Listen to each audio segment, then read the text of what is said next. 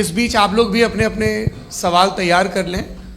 ये ध्यान रखेंगे कि मैं यहाँ से सवाल लूँगा, आप लोगों को अपना हाथ ऊपर करना है, अपना नाम बताना है और अधिकतम 3 वाक्यों में अपना सवाल पूरा करना है। कई लोग सवाल की जगह भाषण देने लगते हैं, उससे आज बचना है। जी मुफ्ती साहब, पहला सवाल आपका, 16 मिनट हैं, हम दोनों लोगों के सवाल लेंगे। जी जी बहुत शुक्रिया। आपकी जो अभी बात हुई बहुत अहम थी, मैं इसको चाहूँगा कि आगे डिस्कस करूँ, लेकिन चूँकि अभी ये वो सेगमेंट है क्रॉस एग्जामिनेशन, तो सबसे पहला सवाल आपसे ये है कि जो मैं इतनी देर से कॉन्टिंजेंसी आर्ग्यूमेंट आपको बता रहा था, ये अकल से ही बता रहा था हजरत, आप ये बताएं कि आप इन्फिनिट रिग्रेस ऑफ कॉजेस को पॉसिबल मानते हैं या नेसेसरी बीइंग के एग्जिस्टेंस को सही समझते हैं, चूंकि 2 ही ऑप्शन हो सकता है, आप ये बताएं। देखिए, आपको मैं ईमानदारी से बात करूं, एक तो मैं कॉन्टिजेंसी वर्ड ठीक से समझता नहीं, और इस वक्त भी जो आपने अंग्रेजी के अल्फाज इस्तेमाल किए वो ज़रा थोड़े से मुझे डिफ़िकल्ट और कॉम्प्लिकेटेड लगे, तो आप ज़रा सिंपल ज़बान में सवाल कर सकते हैं। बिल्कुल कर सकता हूँ जी। यूनिवर्स की हर चीज कॉन्टिंजेंट होने का मतलब यह है कि वो अपने एग्जिस्टेंस में किसी के ऊपर डिपेंडेंट है। जो भी चीज डिपेंडेंट होगी वो चीज इंडिपेंडेंट नहीं हो सकती, तो उसका कोई ना कोई कॉज होगा। तो अब आप क्या समझते हैं कि ये इन्फिनिट रिग्रेस है, यानी कॉज पर कॉज, कॉज पर कॉज, कॉज पर कॉज, और कभी कोई यानी ये एंडलेसली चलता रहा? क्योंकि अगर ऐसा होगा तो हम तो एग्जिस्टेंस में आते ही नहीं, लॉजिकली ये मुत्तफक अलैह चीज है, मुत्तफक अलैह अग्रीड अपॉन। इस पे हमने एग्री किया था कि मुश्किल शब्द आएगा तो अर्थ बताना पड़ेगा। तो इन्फिनिट रिग्रेस तो पॉसिबल नहीं है, तो कहीं ना कहीं आपको रुकना पड़ेगा ऐसे नेसेसरी बीइंग पर। नहीं, कोई जरूरत नहीं रुकने की। किसने कहा आप रुकना पड़ेगा? आप रुकते हैं खुदा पे, आप नहीं रुकते। आप कहते हैं वो हमेशा से, जब उस वक्त से है जब वक्त नहीं था। आप कहाँ रुकते हैं कि अब हुआ था वो? आप नहीं कहते। हम क्यों नहीं मान सकते कि यूनिवर्स जो है और बल्कि मल्टीवर्सेस जो है वो हमेशा से हैं, वो बनती है, बिगड़ती है। एक हमारे यहाँ एक चीज़ है ब्लैक होल, वो समेट लेता है वापस, फिर ब्लास्ट होता है, फिर फैल जाता है। और इसमें हमारी तो खैर कोई औकात ही नहीं है इंसान की। एक छोटे से ज़र्रे पे हम 50-60 साल की उम्र रखते हैं, जो करोड़ों अरबों साल की कायनात है उसमें, और पैदा भी नहायत ही बेहुदा वजह से हुए थे। तो इसमें ये सोचना कि इसकी वजूहात और ये क्यों है, ये डिपेंडेंट है, ये हम देख रहे हैं, क्या मालूम। आप सोचिए कि ये जो फैल रही है कायनात, ये कहाँ फैल रही है, ये कहाँ जा रही है, और ये फैल क्यों रही है? अरे बना ली थी तुमने, रुको भैया, हाँ काफ़ी है। ये फैल क्यों रही है? ये और कौन सी कायनात जिसे मैं दूरबीन से देखता हूँ तो 2 बिलियन लाइट ईयर पे है, उससे मेरा कोई वास्ता ही नहीं है। 2 बिलियन ईयर यानी अगर मैं 80,000 माइल्स पर सेकेंड से चलूं तो 20 करोड़ साल में वहां पहुंच जाऊंगा। इसकी ज़रूरत क्या थी? ये दुनिया, ये कायनात तो इंसान अशरफुल मखलूक़ात के लिए बनाई गई ना। तो ये सब ये टर्म समझ में नहीं आया, इसमें कोई ख़ास समझने वाली बात थी भी नहीं। ये जो अल्टीमेट कहा यह जाता है कि ये जो पूरी यूनिवर्स है, ये जो दुनिया है, ये इंसान के लिए बनाई गई। अच्छा, ये सब इंसान के लिए। क्यों साहब, सही है ना? बिल्कुल, लेकिन इसका ये मतलब नहीं कि किसी चीज के पीछे रीजन आपको नहीं पता तो रीजन नहीं है, इसे कहते हैं नहीं, मुझे नहीं पता, लेकिन मेरी जिम्मेदारी नहीं है। वो बिल्कुल सही कहा था उसने, बर्टन रसल ने। आपने उसे मजाक में टाल दिया कि भाई आप एक दावा कर रहे हैं, मैं क्यों कहूं कि ये गलत है दावा? आप प्रूफ कीजिए, मेरे पे जिम्मेदारी ही नहीं है, मैंने थोड़ी कहा है। आप प्रूफ कीजिए कि ये सही है। आप आर्ग्यूमेंट ऑफ कंटिंजेंसी का जवाब ही नहीं दे रहे हैं। पूछना चाहेंगे? आप सवाल पूछना चाहेंगे मुफ्ती साहब से? क्योंकि ये क्रॉस एग्जामिनेशन का दौर है। आप जैसे पहले बोल रहे थे फेथ को लेके कुछ, मैं ये पूछना चाहूँगा कि खुदा ने जो भी रेवलेशन किए हैं, एक मज़हब के नहीं बहुत से मज़हबों में किए हैं, अलग अलग रेवलेशन है। कहीं कुछ एक बातें हैं, कॉन्ट्रडिक्शन भी है आपस में, कहीं कुछ आप कर सकते हैं, कहीं कुछ नहीं कर सकते। ऐसा नहीं है कि सबकी कोड ऑफ मॉरल एक है। तो ये किस्सा क्या है? अब आप ये देखिए कि मुझे कभी कभी लगता है कि ये जो फुटबॉल फाइनल होता है, लाखों लोग होते हैं, फिर वो टीवी कवर कर रही करोड़ों लोग, अगर उसमें खुदा की एक बूमिंग आवाज़ आ जाती, मैं गॉड हूँ, तो सारे लोग अभी सुन लेते और टीवी पे भी सुन लेते, किस्सा खत्म होता। ये इतनी राजदारी क्या है कि तुम सामने कुछ तो सबूत दे दो हमें सॉलिड। ये कह रहे साहब ये यूनिवर्स कैसे बनी, इससे मसला क्या हल होगा? मैं पूछूंगा आपसे खुदा कैसे बना, क्यों नहीं पूछूंगा कैसे बना? बल्कि वो तो कायनात से कहीं ज़्यादा इंटेलिजेंट है, कायनात से कहीं ज़्यादा कॉम्प्लेक्स। जी वो हमेशा से है, आप कहेंगे मैं मान लूँगा। अच्छा दोयम वो कादिर मुतलक, यानी कादिर मुतलक का मतलब ओमनीपोटेंट, वो जो चाहे कर सकता है। आपको नौकरी दिलवा सकता है, आपकी अच्छी जगह शादी करवा सकता है, आपके पड़ोसी का मुकदमा हरवा सकता है, आपको जिता सकता है, सब काम करता है। थोड़ा सा माइक क्लोज जी। वो इस दुनिया को चला कैसे रहा है, ये दुनिया कैसे चल रही है, आपको इस पर हैरत नहीं होती? या क़यामत के बाद कभी एक जस्टिस होगा, जब ये बच्चा मर चुका होगा जिसकी धज्जियाँ उड़ गई बम से, इसको इंसाफ मिलेगा तब? अच्छा अब जवाब दूं? हाँ दीजिए। मैं वही इसीलिए आप ही की तरफ आता। सबसे पहले आपने रेवलेशन और स्क्रिप्चर्स की बात की, इस पे मैं बात कर सकता हूं लेकिन आज नहीं करूंगा चूंकि वक्त कम है, कभी और इस पे डिस्कस करेंगे। मैं तैयार हूं उस पे भी बात करने के लिए। ये अभी से राउंड 2 की भूमिका तय हो रही है। Does God exist round 2? जी चूंकि आज गॉड के एग्जिस्टेंस पे बात है तो मैं उसी के रिलेटेड जो है आपके सवालात को एंटरटेन भी करूंगा और मैं भी पूछूंगा। आपने कहा कि आपने साबित ही नहीं किया, जबकि आर्ग्यूमेंट ऑफ कॉन्टिजेंसी बुनियादी आर्ग्यूमेंट है। आप मुझे कॉन्टिजेंसी का मतलब बताइए, आपका मतलब क्या कॉन्टिजेंसी? कॉन्टिजेंसी का मतलब यह हुआ कि हर वो वजूद जो किसी भी चीज का पाबंद है, हर वो वजूद या हर वो चीज जो अपने एग्जिस्टेंस में किसी भी चीज के पाबंद है और उससे बाउंड है, उसको उसकी जरूरत है, उस पर डिपेंड करती है, तो जाहिर सी बात है कि उसका कोई ना कोई कॉज होता है। ये तो अक्ल की बात है, ये आप रीजनिंग की बात करते हैं, मैं वही कर रहा हूं। दूसरी चीज आपने ये बात कही कि इतने बिलियन लाइट ईयर्स दूर है, उसका मेरा क्या लेना देना। फिर मेरे ख्याल से आपको ये नहीं कहना चाहिए I think therefore I am an atheist. आपको सोचना चाहिए, सिर्फ आप एक लिमिटेड दायरे में रहकर नहीं सोचें बल्कि बाहर निकलकर सोचें। आपने तीसरा सवाल किया, आपने 2-3 सवाल एक साथ। ऐसी बातें ना कीजिए, कुत्तों को इतराज हो जाएगा आप पे कि आप कुछ भी सोचिए, ये इजाजत आपको है नहीं, मुझे है।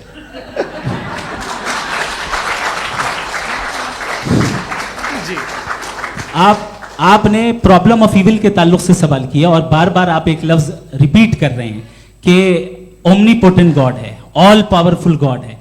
यही तो दरअसल समझना है कि गॉड का कॉन्सेप्ट क्या है। प्रॉब्लम ऑफ इविल जो है, प्रॉब्लम ऑफ इविल दर हकीकत 2 असम्पशंस पर कायम है। अगर आप इन 2 असम्पशंस को समझ जाएं तो ये प्रॉब्लम नहीं रहेगी, आर्ग्यूमेंट आपको समझ में आ जाएगी कि ये कोलैप्स कर जाता है।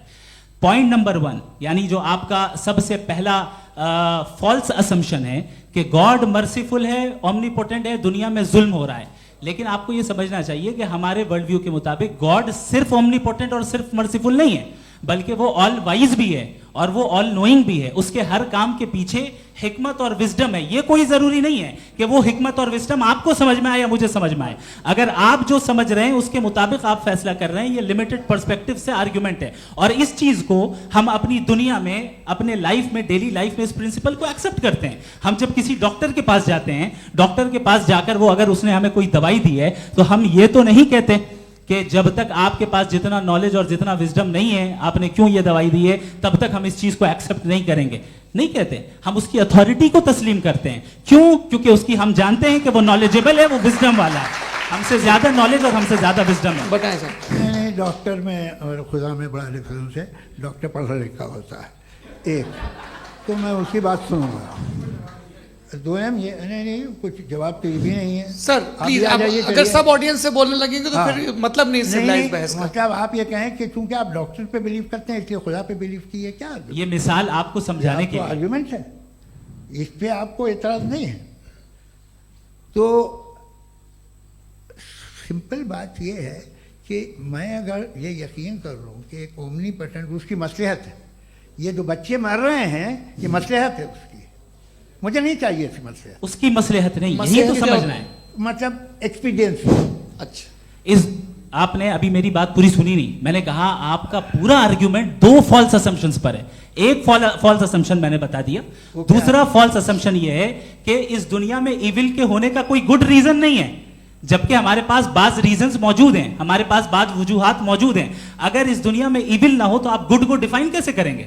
अगर जुल्म ना हो आप इंसाफ को समझेंगे कैसे? अगर तारीकी ना हो तो आप लाइट को समझेंगे कैसे?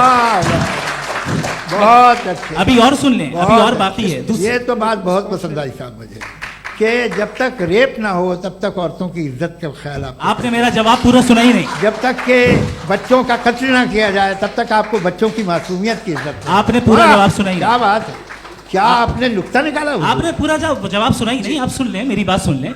ये मैंने आपको एक चीज बताई। दूसरी चीज, इस दुनिया में हम आए हैं टेस्ट के लिए, हमारा टेस्ट हो रहा है और हर इंसान का अलग अलग अंदाज में टेस्ट होता है। और इस दुनिया में अगर इविल मौजूद है तो वो इविल जरिया है हमारे अंदर ह्यूमन नोबल क्वालिटीज को डेवलप करने का और अलग अलग फील्ड में प्रोग्रेस करने का। और अगर हमारे अंदर और इस दुनिया में इविल नहीं होता तो बताइए टेस्ट का मतलब क्या होता?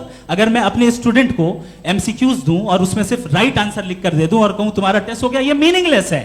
इस दुनिया में अगर हम टेस्ट के लिए आए हैं तो जाहिर है गुड एंड इविल दोनों मौजूद है।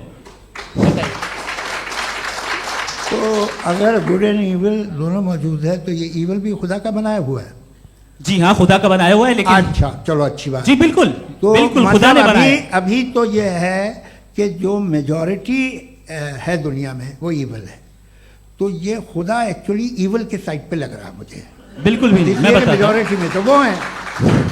क्या बात कर रहे हैं भाई आप? मैं बहुत कोई भी जो मुंसिफ होगा, चाहे आपका अपना घर हो जिसके आप सबसे बड़े हैं, चाहे आपकी ऑर्गेनाइजेशन हो जो आप चलाते हैं, वहां पर आप इविल रखेंगे साबित करने को कि बाकी लोग शरीफ हैं? मेरी बात सुनिए। क्या ये आर्ग्यूमेंट ही गलत है? अगर कि जब तक के कोई इविल नहीं होगा तब तक के शरीफ आदमी शरीफ नहीं लगेगा। अगर एग्जामिनर गलत ऑप्शन दे रहा है तो एग्जामिनर इविल नहीं हो गया। जो गलत ऑप्शन को सेलेक्ट कर रहा है वो फेल होगा। क्रिएटर ने इविल को बनाया है लेकिन वो इविल नहीं है। अच्छा सुनिए मेरी बात, हाँ। Let me complete sir. जी जी। क्रिएटर ने इविल को बनाया है टेस्ट के लिए, वो इविल नहीं है। इविल वो होगा जो उसे इख्तियार करेगा। छुरी को बनाने वाला गलत नहीं होता है, छुरी का गलत इस्तेमाल करने वाला गलत होता है। रेप को कैसे गलत इस्तेमाल करते हैं? रेप इंसान के फ्री विल का नतीजा है। ये रेप कैसे गलत इस्तेमाल होता है? ये मुझे अब सुन लें, अब सुन लें। गलत इस्तेमाल होता है। हाँ मैं बता रहा हूँ ना, कैसे गलत? मैं बता रहा हूँ जी। कि जो इविल इस दुनिया में मौजूद है उसके कई सारे तरीके हैं। एक तरीका इंसान का अपना फ्री विल है। अब अगर कोई रेपिस्ट रेप कर रहा है तो इसका गॉड का कसूर नहीं है, वो अपने फ्री विल का गलत इस्तेमाल कर रहा है, उसको सजा मिलनी चाहिए। अच्छा। और उसी के लिए जहन्नम बनाई गई है। ये फ्री विल का भी बड़ा चक्कर। आप जब कोई बुरा काम करते हैं या कोई बुराई होती है तो ये कहा जाता है कि ये फ्री विल है। 7 billion free wills are moving on this planet. 7 billion free will. और एक आदमी अपनी फ्री विल से मुझे कत्ल कर दे तो मैं खुदा की मर्जी से मरा हूं कि इसकी फ्री विल की वजह से? मेरी मौत खुदा के हाथ है या ये फ्री विल वाले के हाथ है? खुदा ने फ्री विल का निजाम बनाया है और उस निजाम का गलत इस्तेमाल करके कोई आपको मार रहा है, इस्तेमाल करके मेरा कत्ल कर देता है। अब मेरी मौत का जिम्मेदार कौन है? वो इंसान जिम्मेदार है। वो इंसान। जी। तो ये कहना कि और उसको सजा मिलेगी। तो अब आप आगे चलिए कि ये तय करना कि अल्लाह ही या अल्लाह ने खुदा ही जिंदगी देता है, खुदा ही मौत देता है, ये गलत है। बिल्कुल गलत नहीं है। हाँ, नहीं, निजाम उसी ने बनाया फ्री विल का। निजाम मौत और हयात का उसी ने बनाया। You are contradicting yourself. अभी आपने कहा कि एक आदमी ने फ्री विल से आपको मार दिया, इसमें उसे फ्री विल दी गई थी, उसने गलत इस्तेमाल किया। 7 billion free wills are moving on this planet और आप चाह रहे हैं कि मैं सिर्फ खुदा का ध्यान करूं। ये 7 बिलियन फ्री विल्स को मुझे लुक आफ्टर करना पड़ेगा कि नहीं? ये तो तबाहियां कर रही हैं और तबाहियां ज़्यादा हो रही हैं। बिल्कुल। तो अगर आप बताएं अगर खुदा नहीं है फॉर एग्जाम्पल, हाँ। तो आप इविल को कैसे डिसाइड करेंगे? यानी how can you define evil objectively without God? देखिए दुनिया में 2 तरह के जानवर हैं। एक जो अकेले रहते हैं जंगल में और एक जो ग्रुप्स में रहते हैं। ग्रुप में जो भी रहेगा, चाहे वो आपका फाउंडेशन हो, चाहे कोई क्लब हो, चाहे कोई पॉलिटिकल पार्टी हो, चाहे कोई यूनिट हो, उसमें आपको इंटरैक्ट करने के रूल बनाने पड़ेंगे। यानी लोग तय करेंगे।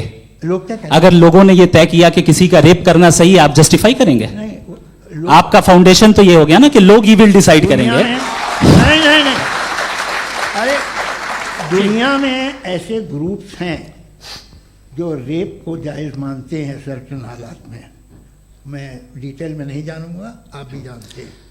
ये जो आईसिस वाले थे इन्होंने क्या किया था, तो उन्होंने क्या किया उसका खुदा से कोई ताल्लुक नहीं है सर। मैंने सिंपल सवाल किया कि इविल को आप डिफाइन करते चलिए, कैसे चलिए, हैं? आइए वापस आइए। जी, आप साथ में तभी रह सकते हैं जब कुछ आप ऐसे उसूल डेवलप करें जिसमें हर एक का बेसिक तहफ़्फ़ुज़, हर एक का बेसिक राइट हो और हर एक को कोई आराम मिले। यही तरीक़ा है किसी भी ऑर्गेनाइजेशन जिसमें एक से ज़्यादा लोग हैं और वो ऐसे चलती है ज़िंदगी। उसमें अगर आप गड़बड़ करेंगे तो तबाही होगी, नुकसान होगा, बर्बादियाँ आएंगी। और अगर उसमें आप घर ले लीजिए ना, एक हस्बैंड है, एक वाइफ है, बच्चे हैं, वालदा भी हैं, 2 बहनें भी हैं, एक भाई भी है। अब इसमें कोई निज़ाम आपको चाहिए साथ में रहने का, और एक दूसरे पे भरोसा रहे, एक दूसरे के बहीख्वाह हों, एक दूसरे की मदद करें, ऐसी जिंदगी। सर आपकी बात आ गई। आप ये कह रहे हैं कि लोग डिसाइड करेंगे क्या सही है क्या गलत है, यही है? मेजॉरिटी डिसाइड करेगी क्या सही है क्या गलत है? अरे भाई बिल्कुल। मेजॉरिटी अगर ये कहे कि नाजी जर्मनी के साथ जिस तरह मेजॉरिटी थी कि जेनोसाइड करना सही है, आप जस्टिफाई करेंगे?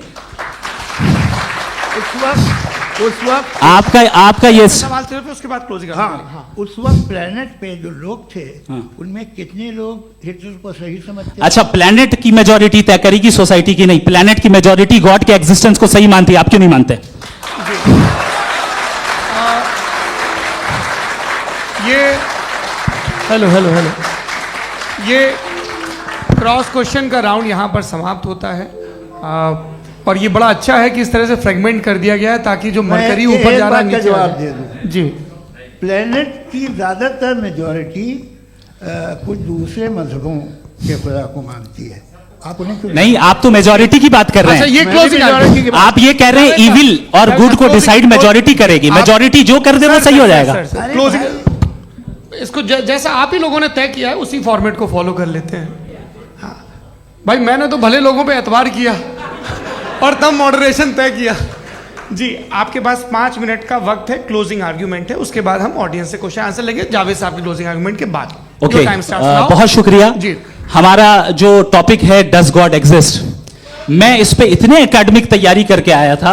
मुझे था कि मैंने सोचा था कि कई सारे मैं आर्ग्यूमेंट्स दूंगा, लेकिन वक्त की भी किल्लत और जावेद साहब बार बार इधर उधर चले जा रहे थे तो उसको भी थोड़ा एंटरटेन करना पड़ गया। डज गॉड एग्जिस्ट पे मैं एक ही आर्ग्यूमेंट दे पाया। आर्ग्यूमेंट्स बहुत हैं और डेफिनेटिव आर्ग्यूमेंट्स हैं, और मेरे आर्ग्यूमेंट को किसी एक राउंड में भी इन्होंने एंटरटेन नहीं किया और रेफ्यूट नहीं किया।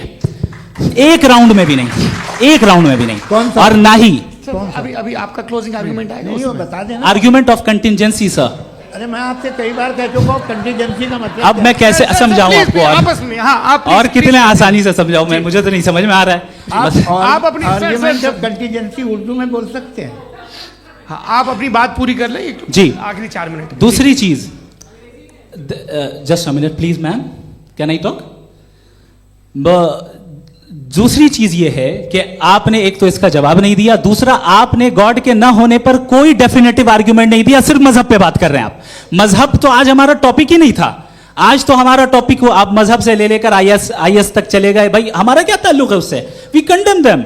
और उसका गॉड से क्या ताल्लुक है? अगर कोई गलत काम कर रहा है, किसी ने किसी को कत्ल किया, किसी ने किसी का रेप किया, उसको सजा मिलनी चाहिए। और आपके पास कोई भी rational strong foundation of morality नहीं है।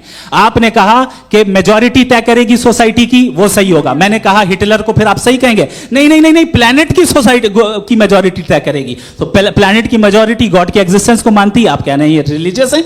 तो यानी आपके पास कोई स्ट्रॉन्ग फाउंडेशन नहीं है ऑब्जेक्टिव मोरालिटी का। ऑब्जेक्टिव मोरालिटी का अगर कोई फाउंडेशन है तो वो सिर्फ गॉड है, गॉड है, गॉड है। Thank you.